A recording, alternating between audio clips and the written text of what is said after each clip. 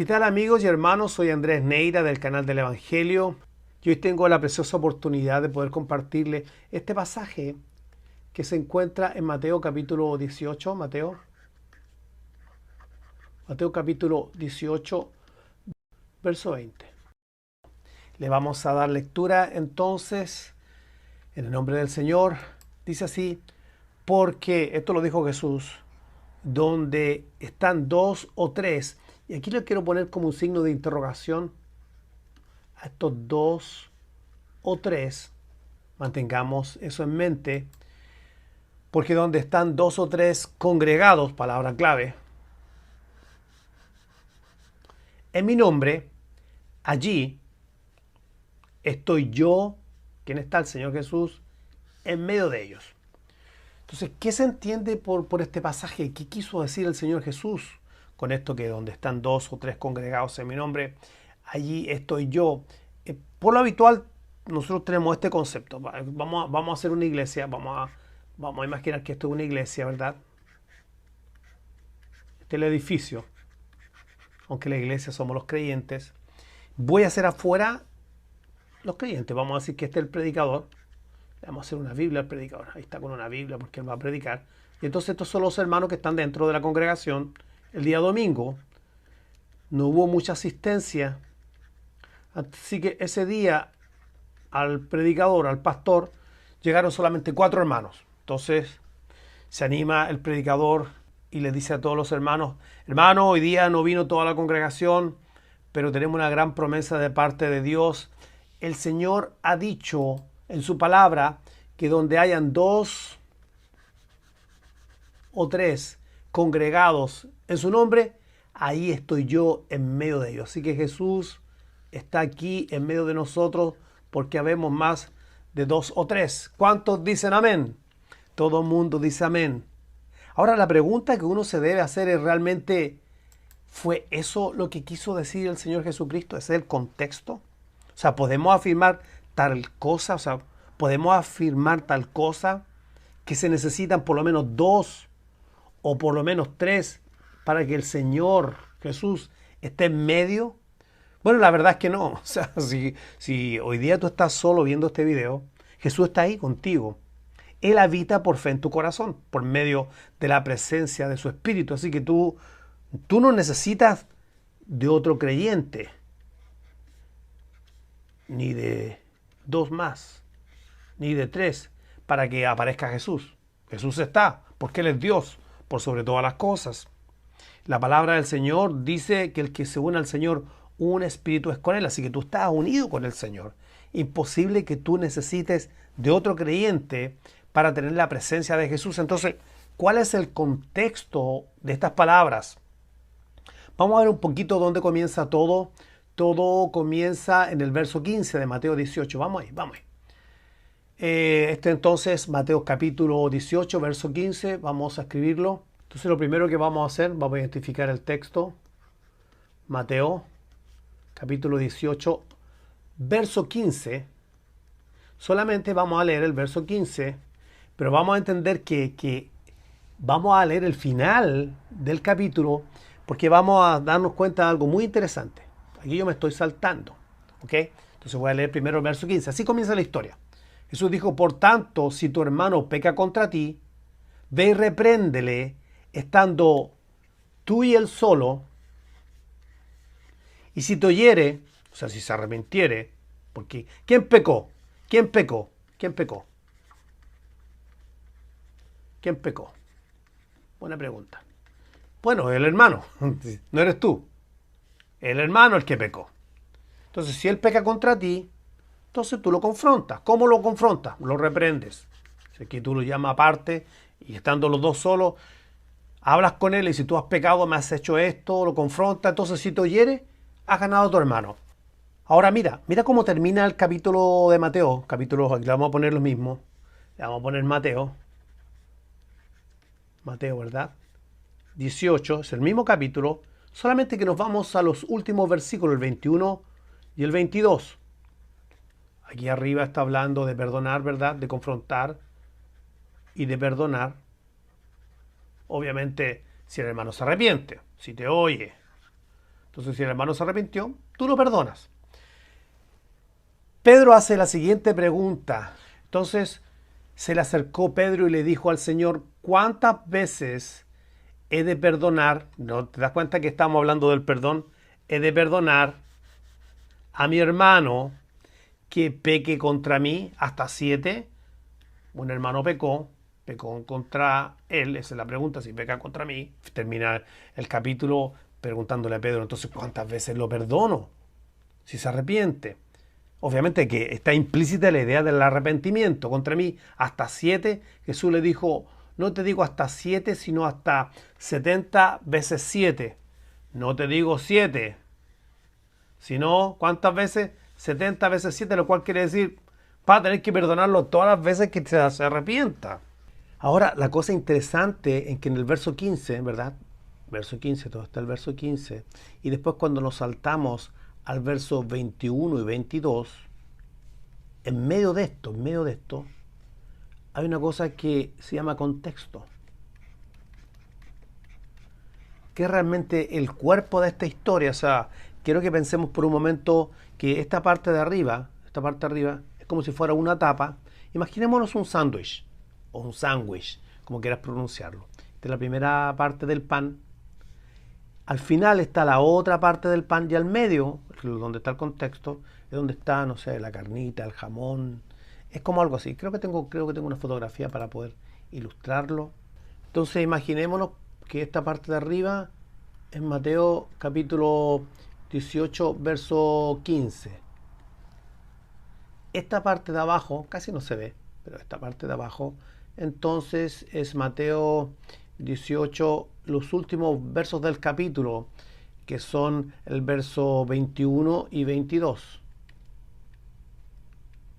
Y entonces el contexto sería todo lo que está aquí en medio. Esos son los versos que vamos a analizar para que podamos entender bien qué fue lo que el Señor quiso decir cuando, porque donde estén 2 o 3 congregados en mi nombre, allí estoy yo en medio de ellos, ¿verdad? Aquí es donde se desarrolla la historia. Entonces tenemos el primer verso, hablando de confrontar, el hermano se arrepiente, o sea, te oyere, quiere decir que se arrepiente, peca contra ti, pues lo perdona.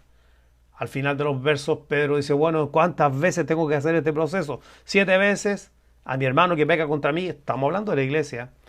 No 7, sino 70 veces 7, o sea, todas las veces que él se acerca a ti. Pero ¿cuál es el contexto? Bueno, el contexto importante de todo esto es en Mateo capítulo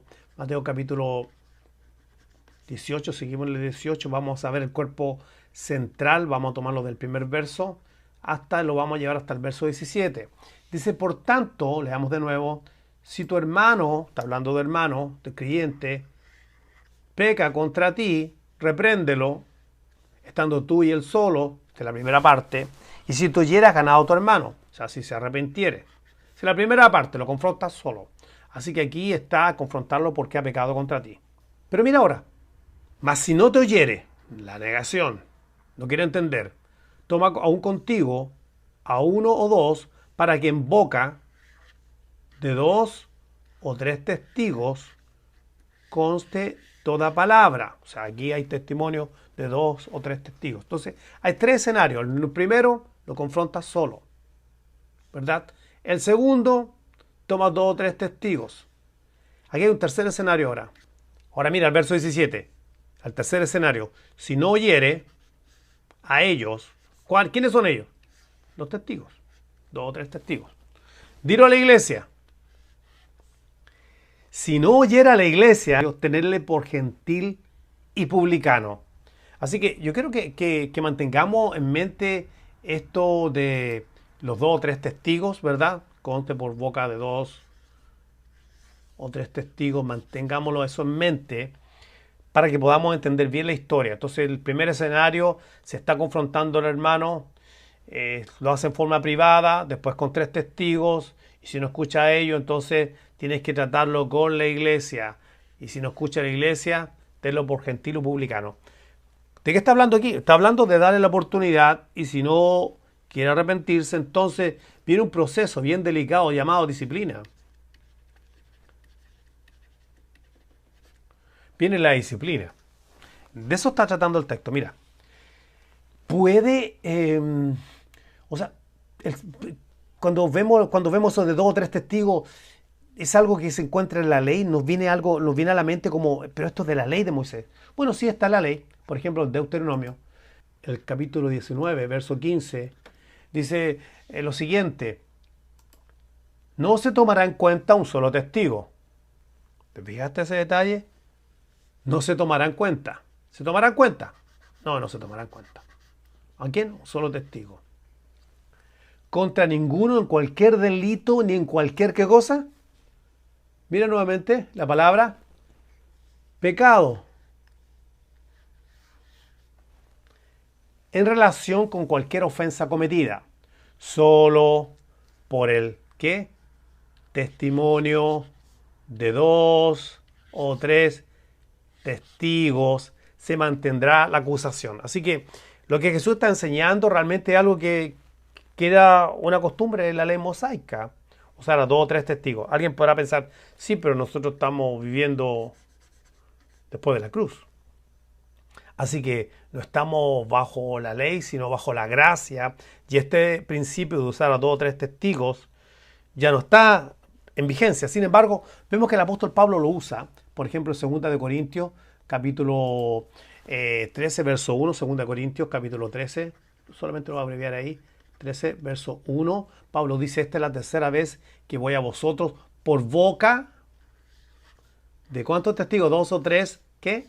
Testigos. Se decidirá. Mira qué interesante, ¿eh? Se decidirá todo asunto. Entonces, Pablo usa un principio usado bajo la ley, pero también que lo usó el Señor Jesucristo, de usar a testigos para tomar decisiones en asuntos que son realmente bien delicados. Tan delicados son que incluso el apóstol Pablo, allí en 1 Corintios, vamos a 1 Corintios, capítulo 5, no, es 1 Timoteo, cité mal, 1 Timoteo,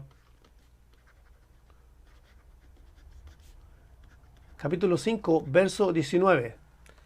Contra un anciano no admitas acusación, sino, ¿qué? ¿Sino qué? Con 2 y ¿qué cosa? 3 testigos. Se sigue manteniendo la idea de tener testigos al enfrentar cualquier tipo de situación delicada, situaciones que tienen que ver con el pecado, con la disciplina, y que son los últimos escenarios después de que se ha intentado la restauración de un hermano. Todo esto tiene que ver con la iglesia, ¿ok? Todo esto tiene que ver con la iglesia, ¿ok? 2 o 3 testigos.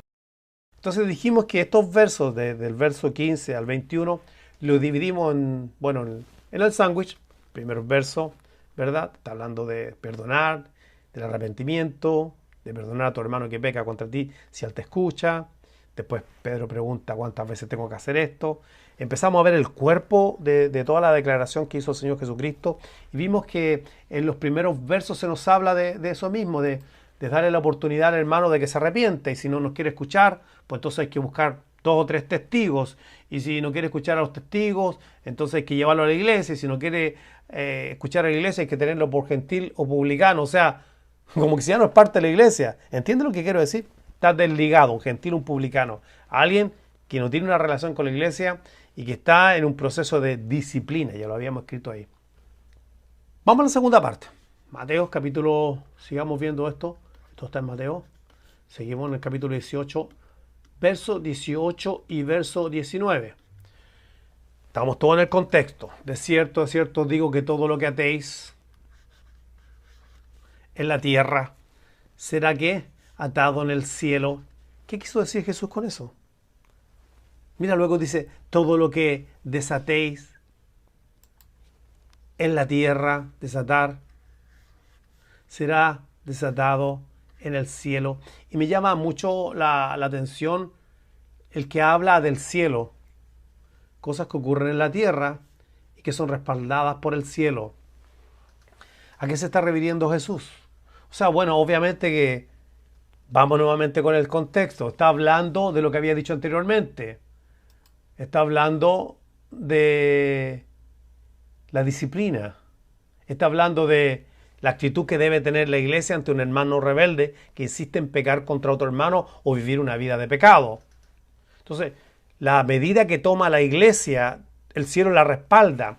Este verso ha sido usado para decir, bueno, pues entonces atamos al diablo y entonces el diablo está desatado, o desatamos el poder de Dios, pero no está hablando de eso, está hablando simplemente de que el cielo respalda, o sea, Dios respalda lo que la iglesia finalmente tome como decisión en caso de disciplina de pecado.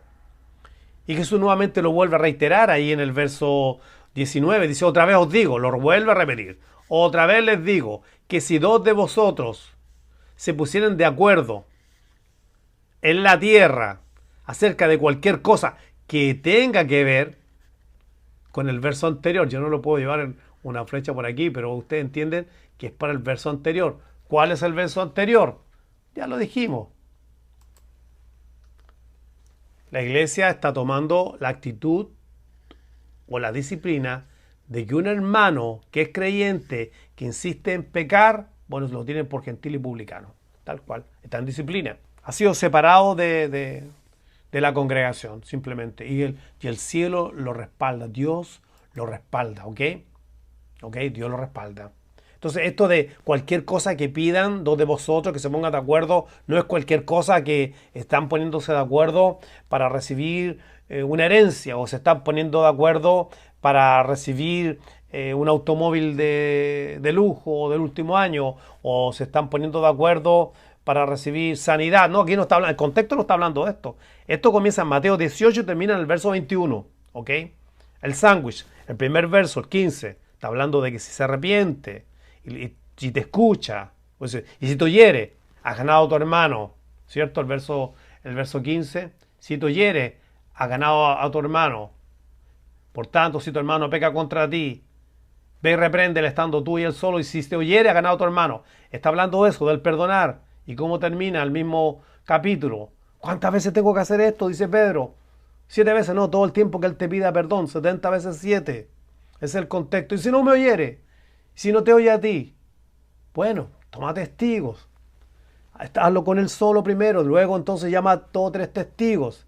Y si no quiere escuchar a los testigos, entonces que la iglesia, la congregación, los líderes tomen la decisión de tenerlo por gentil y publicano. De eso es lo que está hablando el verso, de atar, de la autoridad que tiene, la autoridad que ha sido delegada sobre los líderes de la congregación. La autoridad que tiene la iglesia para separar a un hermano que insiste en tener una mala conducta. Este verso, el verso 20, voy a volver al primer verso, porque donde estén 2 o 3, ¿qué? ¿Te acuerdas que yo te dije que vamos a poner aquí quiénes son estos 2 o 3? Estos son testigos.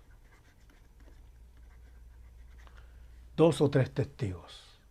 Porque donde estén 2 o 3 testigos congregados en mi nombre, donde hayan personas que puedan testificar de esto que estamos hablando, yo estoy en medio de ellos, yo respaldo la decisión que se esté tomando en esta situación.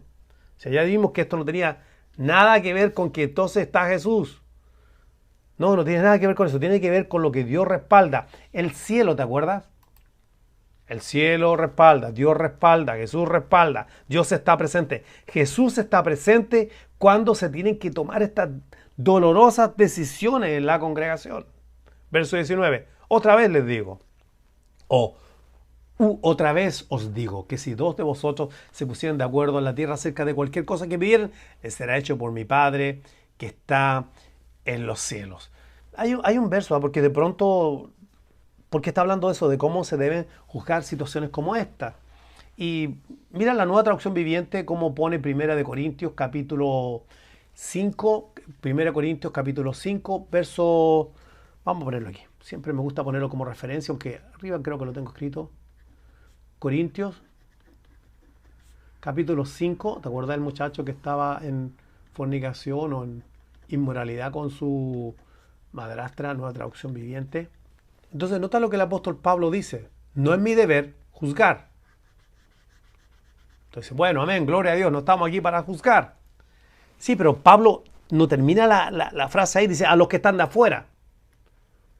Nosotros no estamos aquí para juzgar a los que están de afuera. Pero, ¿qué tal este pero? Pero sí es responsabilidad. ¿Qué es lo que es? Responsabilidad. ¿De quiénes? De los creyentes. Esta es responsabilidad de los creyentes. ¿Juzgar qué cosa? Mira aquí. A los que son de la iglesia. Pero no, o sea, esto no se trata de andar cazando hermanos. Eso quiero dejarlo bien claro. Sino más bien los que están en la iglesia y qué cosa. ¿Y están qué? El pecado. Entonces nuestra responsabilidad. Los creyentes y el liderazgo tienen la responsabilidad no de juzgar a los de afuera, sino juzgar a los creyentes que están viviendo una vida desordenada. Es nuestro deber, es nuestra responsabilidad. Y no hacerlo es un acto de irresponsabilidad. Está claro, ¿verdad? Mira ahí el verso 13. Dios, ¿qué va a hacer? Juzgar a los de afuera. Así que la iglesia no tiene nada que hacer juzgando a los de afuera. Pero como dice la Escritura, y aquí yo lo puse como referencia, Deuteronomio 17:7, quiten al malvado de entre de ustedes. Entonces Pablo está diciendo, oye, ustedes deben haber quitado al hermano que está haciendo las cosas malas porque ustedes, una cosa es que esté en pecado, otra que ustedes hagan vista ciega, que no les importe, que no entiendan que la iglesia es columna y baluarte de la verdad, que les dé lo mismo. ¿Entiende el punto principal? Entonces, ¿qué debían haber hecho los corintios? Quitar de en medio al malvado que no se quiso arrepentir y que estaba en fornicación con su madrastra. Ok. En este caso, Jesús está presente en una decisión como esta. O sea, si Dios es amor, ¿cierto? Dios es amor, entonces Dios no haría tal cosa en la iglesia porque Dios no juzga a nadie, ¿verdad? No juzga a nadie. Es el corazón amarillo, aunque a veces me gusta hacerlo como rojo. Pero bueno, ahí está. Dios es amor, ¿verdad? Dios es amor y Dios es amor. Y Dios no juzga a nadie. No es lo que dice eso. Dice que Dios juzga a los de afuera. Y es nuestra responsabilidad juzgar las cosas que pasan dentro de la iglesia de Dios.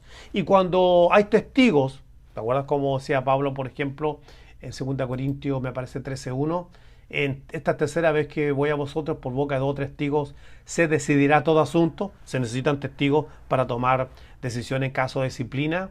Incluso en el caso de los ancianos, contra un anciano no admite acusación, sino por 2 o 3 testigos. Cuando esto pasa, ¿verdad? Cuando esto pasa, Dios respalda. Lo que se ata en la tierra, se ata en el cielo, tal cual. Dios respalda todo lo que sucede, porque obviamente Dios entregó esa autoridad a la iglesia, a los líderes, para que la iglesia se mantenga, ¿verdad?, en un orden y camine como Dios quiere que camine, en santidad y en honor al Señor, un Dios santo. Se puede caer en el extremo de andar cazando hermanos y eso no es lo correcto. Y me gusta aclarar esto, ¿eh? Pero que se caiga en el extremo de andar convertirse en espía de los hermanos y que sea un mal hábito, no quiere decir que nosotros vamos a ser vista ciega de las cosas que están pasando dentro de la congregación y no podemos tener gente reincidente que no se arrepiente, que le da lo mismo.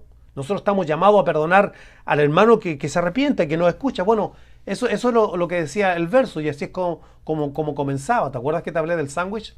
Por tanto, así empieza el verso 15. Si tu hermano peca contra ti, ve y repréndele, estando tú él solo. Y si te oyere, o sea, si se arrepintiere, no solamente que te diga, ah, qué bueno, gracias por decírmelo. No, si te oyere en el sentido que se arrepintiere, has ganado a tu hermano. Entonces, esto no es un acto de no tener misericordia, es tener misericordia del hermano que se arrepiente y confrontarlo, porque Dios no quiere que tengamos dentro de la congregación una actitud pecaminosa y que nosotros la estemos incentivando porque va a contaminar a los demás. ¿Y cuántas veces debemos hacerlo? Todo el tiempo que los hermanos se arrepienten. Y si no se arrepienten, bueno, pues entonces hay que tenerlo por gentil y publicano. Ya lo habíamos dicho. Entonces, este verso es muy importante que lo entendamos, porque podemos malinterpretarlo y mal usarlo, y a lo mejor tú lo has usado o lo has usado en tu iglesia o lo has hecho en un estudio bíblico donde han llegado pocas personas y has consolado a todos los demás diciéndole, no se preocupe hermano, hoy día somos 2, somos 3, pero aquí está el Señor, amén, porque Él dijo que donde estén 2 o 3, ahí estoy yo. Bueno, ya entendimos que el contexto no está hablando de eso. Es muy importante que digamos lo que Dios dice y que no digamos donde Dios no habla y no torzamos la escritura, ¿ok? Hagamos una conclusión rápida. Mateo capítulo 18 comienza en el verso 15, termina en el 22. Aquí tenemos el verso 15. ¿Y de qué es lo que está hablando? Simplemente de una confrontación privada. Es una confrontación privada. Alguien pecó contra ti, tú hablas con él, lo confrontas, si te escucha y se arrepiente, entonces dice si te oyere, o sea, si te escucha y se arrepiente, entonces pues bueno, ha ganado tu hermano, es decir, todo está bien, todo está en paz. Este asunto de perdonar al hermano no es un asunto de salvación, porque alguien puede estar pensando la idea que tenemos de los curas, ¿verdad? Donde tú vas y confiesas tus pecados. Esto no tiene nada que ver con salvación. Es importante aclararlo, porque alguien pudiera pensar que estamos hablando de salvación. No estamos hablando de salvación. Estamos hablando de la reconciliación que debe haber entre dos hermanos, y también este concepto se aplica cuando alguien peca en la iglesia, hace algo que afecta a la iglesia local. Uno puede perdonar al hermano en cuanto a, no referente a salvación, sino que es bíblico perdonar a un hermano, claro, pues el apóstol Pablo dice de la manera como Cristo nos perdonó, debemos perdonarnos los unos a los otros. Y Santiago también dice perdónense la ofensa. Entonces sí estamos llamados a perdonarnos. Entonces ahí tenemos el verso 15, donde en el fondo se nos está hablando del perdón. Entonces podríamos concluir que el verso 15 lo que está hablando simplemente es del perdón. ¿Cómo se debe perdonar cuando alguien se arrepiente? Perdón, ¿ok? Entonces ahí comienza el verso 15, no podemos aislar el contexto. Luego, entonces tenemos el verso 16 y el verso 17. El verso 17, o 16 más bien dicho, ahora ya no es privado, la confrontación es pública. ¿Con qué? Con 2 o 3 testigos. Pasamos al verso 17, dijimos el 16, la confrontación pública, al verso 17, entonces viene ya la etapa más dura, más difícil, la que no nos gustaría tener que pasar. ¿Y cuál es la disciplina? Verso 17, disciplina. ¿Ok? Ahí tenemos más o menos la estructura, vamos caminando la estructura para no ser cogidos fuera de contexto. Después viene el verso 18 y el verso 19, y ojo con esto, porque este es el cuerpo. Aquí es donde se desarrolla una acción muy importante. ¿Por qué digo una acción muy importante? Porque esto indica que Jesús respalda, el cielo respalda, cuando se llega a la etapa de disciplina, lo que la iglesia decida en cuanto a la disciplina. Si se ata, si se desata, por usar un lenguaje de Jesús, todo lo que la iglesia ate en cuanto a disciplina, todo lo que desate, todo lo que la iglesia se ponga de acuerdo, los líderes se pongan de acuerdo referente a este estado de llegar ya a la etapa de disciplina, Dios lo respalda, ¿ok? Entonces, de eso habíamos dicho, por eso, ¿te acuerdas que habíamos hablado de un sándwich? Que esto era como un sándwich. Esto no es como el idioma de Cantinflas, pero lo digo con mucho respeto. Jesús no es Cantinflas, que tira 3 palabras para adelante, entonces 3 palabras para atrás y trata de confundir a la audiencia. Todo esto es coherente. Debido a eso, es que el verso 20, el que habíamos estado analizando en cuestión, ¿cierto? Donde dice, porque donde estén 2 o 3 congregados en mi nombre, ahí estoy yo. Recuerda que esto es un resumen rápido. ¿Quiénes son estos 2 o 3? Bueno, nuevamente son los testigos del verso 15 o del verso 16. Son los testigos, ¿verdad? Donde hayan 2 o 3 congregados en mi nombre, ahí estoy yo. Entonces está hablando de cómo opera la iglesia del Señor, cómo opera la disciplina y cómo Dios respalda y Jesús respalda cuando los testigos y la iglesia y los líderes toman una decisión, cuando se tiene que llegar a la disciplina. Esto no tiene nada que ver, y ya lo hemos aclarado anteriormente, con que si hay 2 hermanos, entonces ahí está Jesús. Si hay 3 hermanos, ahí está Jesús en un estudio bíblico. Y tú puedes estar solo actualmente viendo este video, puedes estar en tu automóvil, puedes estar no sé, en un cuarto, puedes estar en tu habitación, en una oficina y no hay nadie, pero ahí está Jesús. Jesús está contigo. Él ha prometido siempre estar contigo. Así que no necesita otra persona para que Él esté contigo. El contexto está hablando de otra cosa. Y notamos algo muy interesante, que así como el verso 15 comienza con el perdón del hermano arrepentido, el 21 y el 22 terminan con lo mismo, con el perdón del hermano arrepentido, obviamente. ¿Cuántas veces lo perdonaré? No 7, sino 70 veces 7, dijo el Señor. ¿Ves cómo está conectado el verso 15? ¿Cómo está conectado? Está conectado al verso 21 y el verso 22. Así comienza, así termina. Y todo lo que está aquí en medio, todo lo que está aquí es el desarrollo de lo que Jesús viene hablando. Es tan importante entenderlo así. Bueno, eso es más o menos una exégesis de lo que es este pasaje bíblico. Mateo 18, verso 20, donde estén 2 o 3 congregados en mi nombre, allí estoy yo en medio de ellos. Bueno, te doy las gracias por haber estado con nosotros. Si es primera vez que nos ves, nos visitas, quiero decirte que nos puedes encontrar si quieres suscribirte, no andas buscando en las redes, solamente búscanos por el canal del Evangelio. Cuando tú entres, ¿verdad? Ahí va a haber un rinconcito, una esquina donde tú vas a ver una campanita, tú le das un toquecito a la campanita y activa la campanita para que siempre te lleguen notificaciones y entonces así tú te enteres de qué video estamos subiendo semanalmente. Prácticamente una vez a la semana estamos subiendo videos para tu edificación, ¿ok? Si estás en Facebook, te pedimos por favor que le pongas que te gusta, ponle un comentario, ¿verdad? Compártelo en el muro con alguien y así nos ayudas a que la palabra del Señor pueda alcanzar a otros y siga corriendo. Bueno, nos veremos la próxima vez, si así Dios lo quiere. Sólido, gloria, solo a Dios sea la gloria. Amén.